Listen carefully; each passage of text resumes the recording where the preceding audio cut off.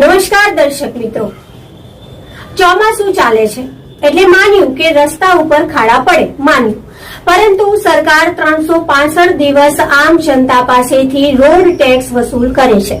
સરકાર જાહેર જનતા પાસેથી જે પણ સાધને ચલાવે અને એમાં પેટ્રોલ ડીઝલ ભરાવે એનો ટેક્સ લે છે.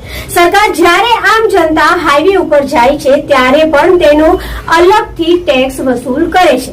તો શું સરકારની જવાબદારી કે સરકારની ફરજ નથી કે આમ જનતાને 365 દિવસ એક મીટરનો રસ્તો સારો આપે, ખાડા કે ભૂવા વગરનો આપે?